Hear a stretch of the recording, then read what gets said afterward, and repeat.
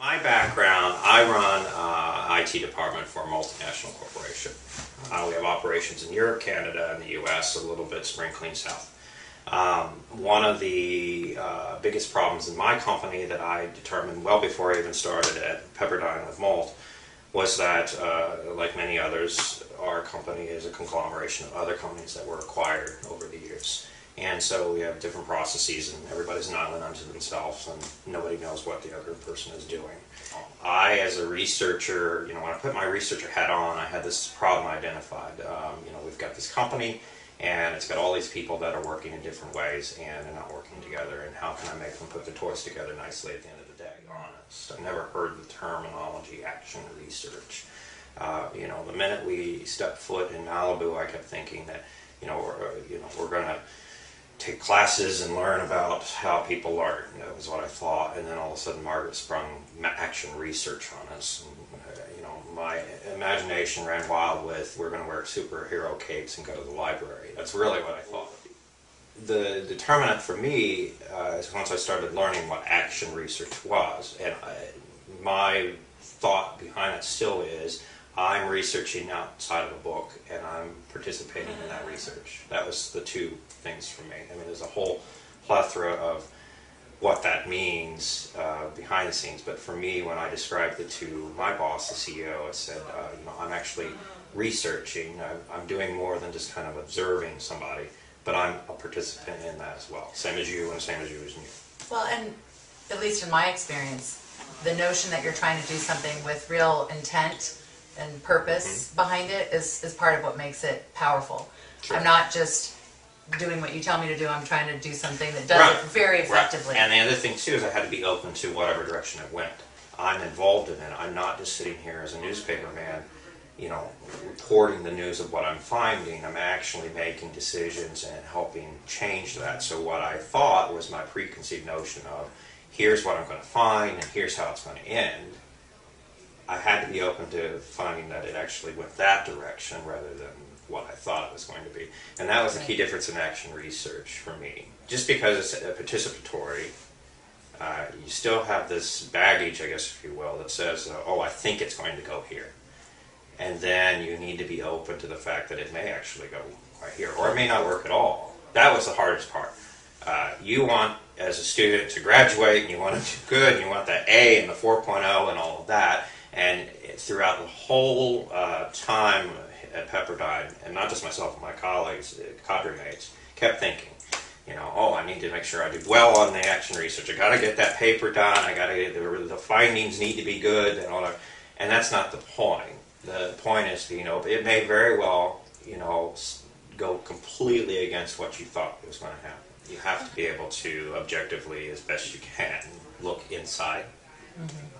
Most people think that action research is just, I'm just observing everyone outside, but yeah, I'm a participant the same, and so I have to kind of look inside to see what my baseline is, if you will, so that I'm not skewing the results more than I normally would. I mean, there's not a completely objective person, but I'm looking outside at everybody, including myself, and I need to know what's going on inside so that I'm not trying to favor one path or the other.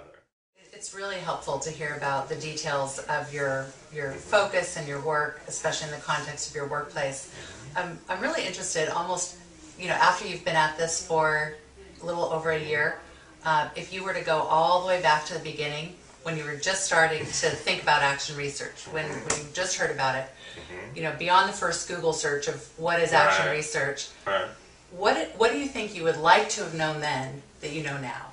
It's very tempting to think of it as just another theory, another process, another something that we had to learn, and we're going to do some exercise, and then we're going to close the book on that one and move to the next chapter of something else. And you're presented with so many different people and thought processes and ideas, and they're all relevant and they're all good, but it's easy to take something that you've learned or been presented. You may not have even learned it, you may have just been presented it, and do whatever it is that is required to fulfill the assignment, and then tuck it in your brain somewhere and then move on. If you really think about it, we're all doing it already all the time. Mm-hmm. But this is just trying to kind of quantify and narrow it down and you know, to use one of my PM, you know, milestone it in a way. And so that's why I say, you know, my project that I used for the MOLT program, I was already in essence doing beforehand. I'm still doing it now, but I'm able to start using some of the tools, some of the language, the terminology, and some of the theory to articulate better and to understand better what it is I'm doing. You know, I mentioned earlier, and this is a big impact for me, that keyword called reflection, and that's kind of difficult for some people. It's hard to look in the mirror and reflect upon what it is, truly reflect upon what it is, not only who you are and you know, but what you've done and how you can do it better, or applaud yourself sometimes, which you need to do, or correct yourself, or those sorts of things. I literally said at a meeting last week, and again, I've been out of the Pepperdine program for a while, but I said in a meeting last week with a studio exec, and we talked about my action research. No joke. No joke.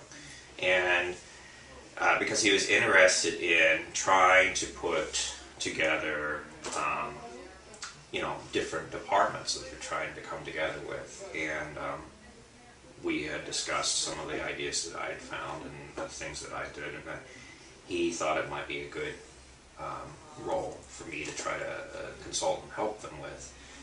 If you were going to start out on this again, or maybe send somebody out to do this, and you wanted to really take a close look at the resources that are most helpful to somebody who's just embarking on this, Sure. maybe learning about it for the first time, what would you want in your toolkit? Were there any specific things that People. kind of helped you, you know, move more quickly through the learning process? Well, I think that really depends on your learning style. I tend to value my interaction with people and my identity in that role a lot more. It doesn't mean it's better, but I value that more than I would sitting in a library looking through a book. There's times to do that, but to have that engagement with another person or other group of people, and to realize that I'm not just the island unto myself. When I'm in action research, I'm part of a larger, in essence, global group, and there are other people out there that are interested or maybe doing similar work. And I'm not an academic in the sense that I'm not sitting at a research university, you know, and coming together with my colleagues at Zurich to go over what it is that we have both found. But I am part of that larger community that is interested in that. I never expected this time last year that somebody here would be asking me these questions. And who knows, maybe next year somebody will be asking you those same questions.